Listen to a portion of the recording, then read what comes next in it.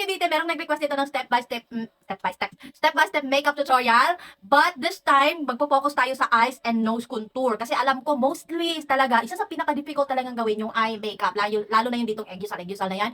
Diyan. So, tuturuan ko kayo kung paano yung proper way ng pag-makeup ng Slavic makeup. Kasi yung foundation, yung lips, madali na lang yan eh. Yung eyes talagang isa sa pinaka-mahirap talagang gawin. So, sana masundan nyo to. And ready na ba kayo? Mag-take note na kayo at sundan nyo na tong aking makeup tutorial. Mag-start na tayo sa ating eyes muna. Wag na muna yung ating foundation. So, lalagyan ko lang ng primer or foundation yung aking eyes. Purpose, naglalagay tayo ng concealer sa ating eyes para mas maging kapit yung ating eyeshadow at mas lalo pa siyang maging pigmented. Kumuha lang kayo ng lighter eyeshadow at ilalagay nyo yan dito sa inyong crease. Kayo ng color na gusto nyo at ilagay nyo lang dito sa corner ng inyong eyes. Kumuha kayo ng dark eyeshadow at ilalagay nyo lang yan dito sa gilid ng inyong eye crease. And then, brush. Kung satisfied na kayo sa inyong color ng inyong eye dito sa itaas, well, gagawin naman natin yan sa baba. Kung anong color dito, ganun din sa baba.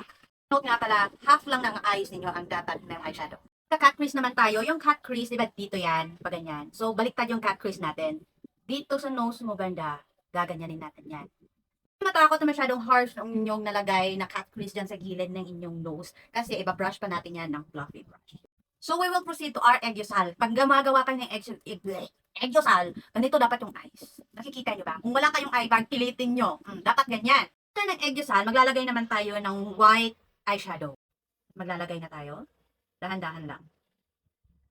Mas importante i-highlight nyo yung gitna. Unahin nyo yung gitna. Ayan. Tapos dito sa eggyosal, i-diretso naman nyo dito sa my eye corner. Kasi lalagyan natin yan ng highlighter. Kailangan ma-highlight yung highlighter. Kaya naglalagay tayo ng white eyeshadow. Lagay na tayo ng eyeliner. Unahin natin dito sa pinakadulo. Tapos, yung patusok naman dito, ganyan lang siya gagawin. Ayan. Kung gusto niyo patusok talaga siya, gamitin nyo lang yung inyong nails. So, pagtapos na kayo dito sa ibabaw ng inyong eyes, paglagay ng eyeliner, of course, lalagyan natin sa loob. Para talagang walang siwang. O, diba? Para talagang straight na straight. Gagawin naman natin. Lagay na tayo ng white eyeliner. So, ito na yung next. Maglalagay na tayo ng glitter highlighter. Lalagyan natin yan. Ganyan. Dito. At dito. Naglalagay na ako ng foundation. Siyempre, yung foundation ko is masyadong maputi. Kasi maputi yung mga Russians eh. Ayan. Salin nyo yung bibig nyo. Maglalagay lang ako ng concealer dito. Tapos kung nasa inyong foundation, let's go for the nose contour. Itatapat mo lang yan dito sa inyong eyebrow. Para masyado talagang manipis. Ganyan. Russian. Pinoy tayo, hindi tayo manipis ang nose. Ganyan. Dahan-dahan lang, huwag masyadong maraming eyeshadow yung ilagay. Blend, blend, blend. Tayo ng makeup para hindi na gumalaw yung ating mga foundation. Para maging ano siya, totally tuyo na. Proceed to our eyelashes. Ito yung ginamit kong eyelashes doon. Ayan, pauwi yung siya pa ganyan. Kasi yung eyes ko medyo sag na. Kasi, refer ko dito sa kabila. Hindi kayo maharapan maglagay ng yung castor eyelashes. Lagyan nyo na muna nitong bond.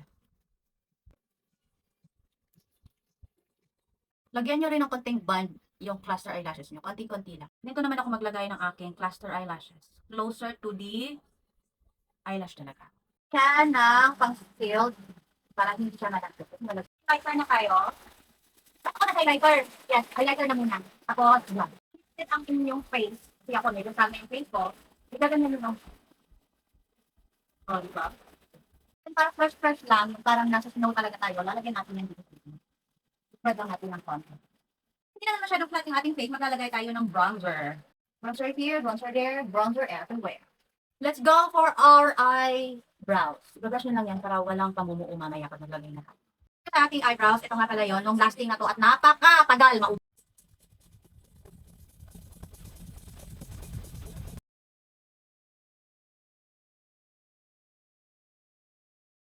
So we are done. Before tayo mag-lipstick at maglagay ng mga highlighter, kailangan nating mag-setting spray. Proceed na tayo sa ating highlighter. Ito yung gagamitin kong lipstick. Ito yung ginamit kong nasa video.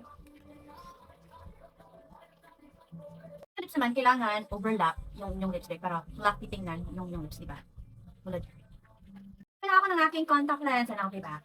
Tayo ng mga flakes. Ayan. Gamihan nyo. Mas the more, mas the merry. Lagyan nyo lang ng medyo dark na lipstick para magkaroon ng shadow yung inyong lips. Doon lang sa middle. Huwag niyo i-spread lahat. Final look. Thank you, ma'am, sa pag-request ng step-by-step makeup tutorial natin. And I really appreciate yung mga comment ninyo. Sana marami kayong matututunan sa panood ng aking mga makeup tutorial soon. Hindi sana kayo magsawa na mag-comment dyan kung ano pa yung mga gusto nyong matututunan ng mga makeup strategy and sabay-sabay ho tayong matuto. Hindi ho kailangan na mamahalin yung mga gamit natin kasi almost lahat ng aking mga gamit is made from China talaga. And dito ko lang yan talaga nabibili sa TikTok. And super affordable lang talaga. Ang kailangan lang dyan, ang inyong passion at ang willing kayong matuto at mag-spend talaga ng money through cosmetics. And really grateful sa mga nagko-comment dyan. And sana ipagpapatuloy ko pa lagi ang pagme-makeup para mas marami pa tayong maibigay na mga informative, lalo na po sa mga estudyante natin dyan at sa mga soon-to-be makeup artists. And that's all lang mga ka-beauty. Bye!